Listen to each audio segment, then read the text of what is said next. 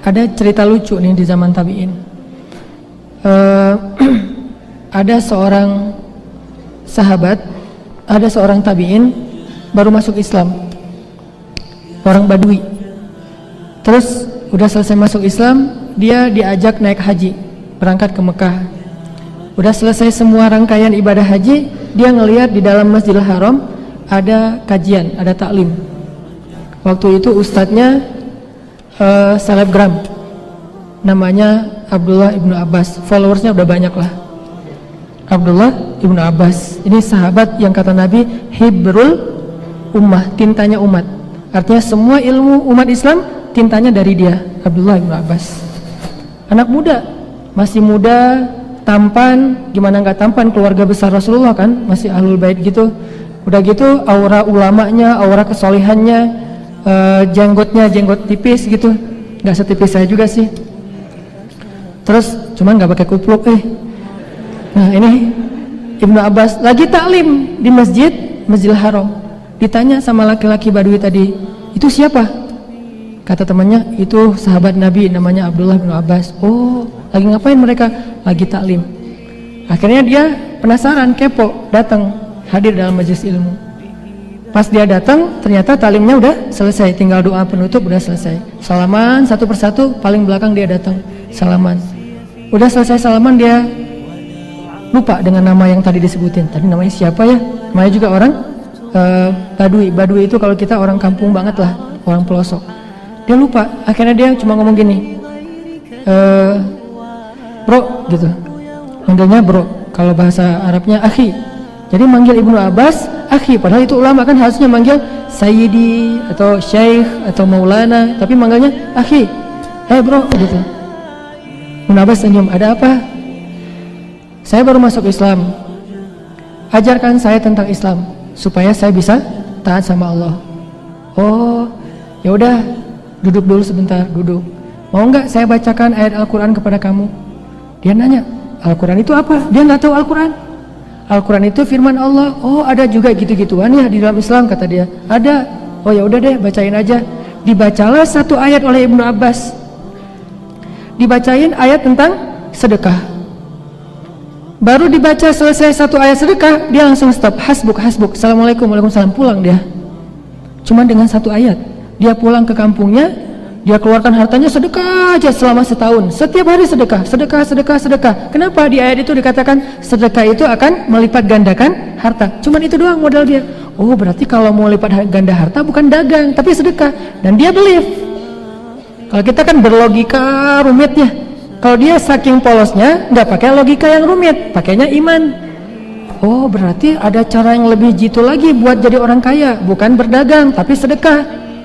Tapi dia tetap berdagang, cuman sedekahnya rajin. Setiap hari sedekah, makin kaya raya.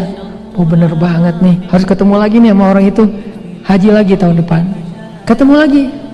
Nah sekarang dia udah hafal namanya. Ya Syekh Abdullah, udah kenalan, udah ta'arufan, udah selesai gitu. Nanya, boleh saya ajarin lagi tentang Islam? Kata Abdullah, mau saya lanjutkan ayatnya? Masih ada kelanjutan ayatnya? Dia nggak tahu kalau ayat itu masih ada kelanjutan. Dibacain lagi ayat. Tentang apa? Ayat tentang puasa. Assalamualaikum, waalaikumsalam, pulang. Setiap 2 hari sekali dia puasa. Puasa Daud, puasa aja. Balik lagi, dibacain ayat tentang akidah, tentang kebesaran Allah, tentang akhirat, tentang kematian, tentang kiamat. Akhirnya dia salaman, pulang meninggal. Coba lihat, semudah itu mengamalkan Islam, bukan karena dia punya wawasan yang luas, bukan karena dia seorang ilmuwan yang luar biasa, bukan ulama, tapi karena dia yakin. Satu ayat dia yakin, langsung amalkan. Satu ayat dia yakin, langsung amalkan. Belajar yakin. Ini yang kita coba tanamkan dalam diri kita. Setiap kita hadir dalam majelis ilmu, saya pengen dapat yakin nih. Dan gak bisa sekali kalau belajar yakin. Mungkin ayat yang sama harus berulang kali kita dengar, harus berulang kali kita resapi, kita hayati, baru muncul yakin dalam hati kita.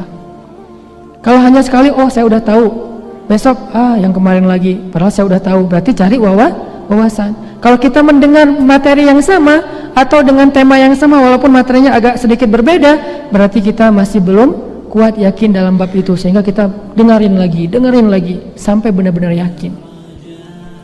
termasuk fa inna ma'al usri yusra, inna ma'al usri yusra.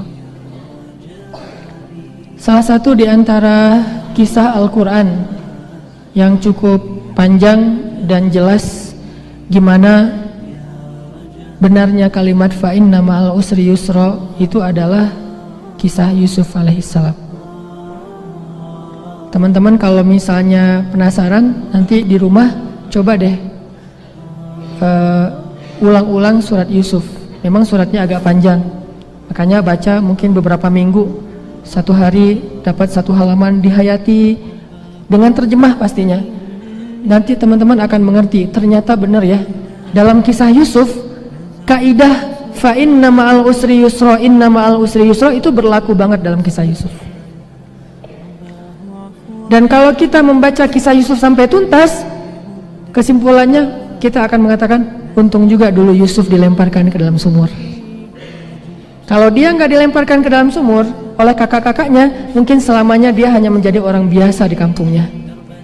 Tapi dengan asbab dia dimusuhi oleh kakak-kakaknya yang dengki, lalu dilemparkan ke dalam sumur yang dangkal, cuman untuk anak kecil susah naik ke atas, ditemukan oleh musafir, dijadikan budak, diperjualbelikan, masuk ke istana, terus ada fitnah cewek di istana, masuk lagi ke dalam penjara. Oh, untung dulu dia difitnah oleh cewek itu, sehingga dia masuk ke dalam penjara. Kenapa? Justru di dalam penjara dia menunjukkan sebuah keahlian yang kemudian nanti buat dia naik, buat dia melejit manggung, eksis. Apa keahliannya? Mentafsirkan mimpi. Di dalam penjara ada sesama napi itu yang namanya juga sesama napi curhat gitu. Gua semalam mimpi aneh banget mimpinya. Disebutin mimpinya. Nabi Yusuf mentafsirkan mimpi itu, dan ternyata mimpi tersebut jadi kenyataan. Sehingga gara-gara Yusuf pernah menafsirkan mimpi dan jadi kenyataan, begitu raja bermimpi, maka raja itu memanggil Yusuf. Wahai Yusuf, saya dengar kamu itu jago menafsirkan mimpi, coba tafsirkan mimpi saya. Semua orang-orang ahli hikmah gak bisa menafsirkan mimpi raja. Nabi Yusuf menafsirkannya dan sangat logis, sehingga akhirnya setelah mimpi itu terbukti benar seperti tafsir Yusuf, Yusuf pun diberikan jabatan sebagai Menteri Kesejahteraan Masyarakat atau Menteri Ekonomi kalau sekarang. Dan dengan potensi itu Yusuf menunjukkan keahliannya, meningkatkan kesejahteraan orang-orang Mesir, akhirnya naik lagi sampai menjadi raja. Berawal dari apa teman-teman? Berawal dari dilemparkan ke dalam sumur. Berlanjut dengan difitnah sehingga masuk penjara. Fa inna ma'al usri yusra, inna ma'al usri yusra. 2 kali. Setiap ada kesulitan, maka kesulitan itu membawa kita kepada kemudahan. Kesulitan, kemudahan, kesulitan, kemudahan, dan itu pasangan, gak bisa dipisahkan. Sebagaimana pasangan antara malam dan siang. Kayak misalnya Nabi bilang gini, ini ada hubungannya dengan fa inna ma'al usri yusra. Malam itu ada beberapa potongan.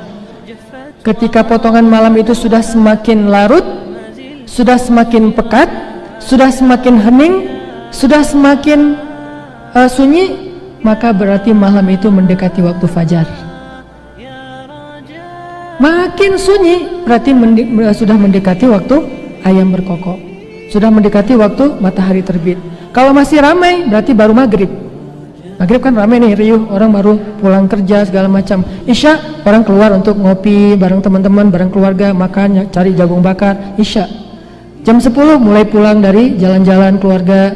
Jam 11 mulai masuk kamar tidur. Jam 12 mulai hening, kecuali yang biasa begadang atau yang ngerjain tugas-tugas yang belum selesai, tugas akhir segala macam. Jam 1 yang nungguin bola. Jam 2, jam 3 bola selesai, udah ngantuk banget. Makin ngantuk berarti mendekati waktu fajar.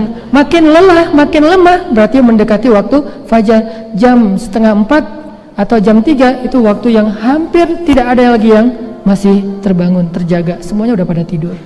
Itulah waktu yang paling baik, dan waktu itulah mendekati fajar. Apa filosofinya? Semakin sulit kehidupan seseorang, semakin dekat dengan pertolongan Allah. Semakin sulit keadaan seseorang, semakin baik waktu yang paling baik buat dia berdoa kepada Allah Subhanahu wa taala. Semakin sulit kehidupan seseorang, semakin dekat dengan sebuah jalan keluar. Jadi kalau kita ngerasa kesulitan kita biasa-biasa aja, ya berarti memang kita baru diuji. Jangan ngomongin pertolongan dulu di situ, ngomongin sabar. Lalu datang lagi ujian berikutnya, bertubi-tubi, 1, 2, 3, 4, 5 dan seterusnya. Pertama, ujiannya apa? Mata kuliah 1 nggak lulus. Padahal ini mata kuliah favorit banget. Kenapa ya bisa nggak lulus? 1. Yang kedua, ujian yang lain apa? Akhir bulan, kiriman belum datang. Yang ketiga, ujian apa lagi? Ada masalah sama teman, ada salah paham, akhirnya kita ditinggalkan atau jadi putus hubungan, live group segala macam lah. Yang keempat, nah ini yang paling susah nih, diputusin. Lengkap kan? Sempurna sudah ujiannya. Berarti ketika diputusin sudah mau dekat dengan nyambung lagi yang lain yang lebih baik. Nyambungnya gimana? Mungkin nyambungnya bukan kita jadian yuk, enggak, yuk kita halalan yuk. Maksudnya halal bihalal lebaran gitu. Jadi makin susah, makin sulit, makin banyak ujian yang bertubi-tubi, itu artinya memang semakin dekat dengan yusr, kemudahan. Dan kayak gitulah filosofi malam, semakin pekat, semakin sunyi, semakin lelah, semakin mendekati dengan terbitnya fajar. Makanya di dalam Al-Baqarah Allah juga bilang, Am hasibtum an tadkhulul jannata walamma ya'tikum mathalul ladzina khalaw min qablikum massathumul ba'sa'u wad-dharra'u wa zulzilu. Bukan cuma 1 ujian, 3 sekaligus. Massathumul ba'sa'u wad-dharra'u wa zulzilu hatta yaqula ar-rasulu walladzina amanu ma'ah mata nasrullah. Udah luar biasa ujiannya, maka Rasul dan orang yang beriman pun bertanya, kapan datangnya pertolongan Allah? Apa jawaban Allah? Ala inna nasrallahi qarib. Kalau ujian kalian udah sulit banget, baru Allah mengatakan pastinya pertolongan Allah berarti sudah dekat. Itu maksudnya. Bukan Allah PHP ya, bukan hardcore lah ya. Allah tuh ngasih tahu bahwa pertolongannya udah dekat. Itu karena Allah tahu bahwa kesulitan kalau sudah semakin berat, memang itulah sunnatullah, pertolongannya sudah dekat. Jadi ini teman-teman yang kita coba belajar yakin.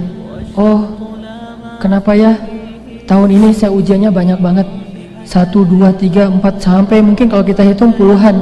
Oh, berarti tahun depan sebentar lagi Allah akan mendatangkan kejutan yang luar biasa dalam kehidupan kita. Syaratnya cuma 1, wa basyiris sabirin. Sabar, baru dapat berita gembira, surprise. Kalau nggak sabar, udah rugi dengan musibah, rugi juga nggak dapat apa-apa setelahnya. Kita nggak punya pilihan sebetulnya dalam sunnatullah, karena Allah yang menjadikan kehidupan kita seperti itu. Sebagaimana kita nggak bisa memilih antara siang dan malam. Pengen siang aja, susah. Masa kita mau kejar-kejaran matahari lewat naik pesawat, menghindari matahari kan susah juga ya. Nggak bisa kita menghindari malam. Entar lagi udah mau maghrib, matahari jangan terbenam dulu dong, gua belum selesai nih urusan sama yang ini dan segala macam. Nggak bisa. Itu sunnatullah. Begitu juga dengan ujian dan pertolongan. Itu sama dengan siklus. Tetapi makin sulit ujian, makin dekat dengan pertolongan. Begitu juga dengan kenikmatan. Kenikmatan semakin benderang, semakin nyaman, semakin dekat dengan masa diuji oleh Allah SWT.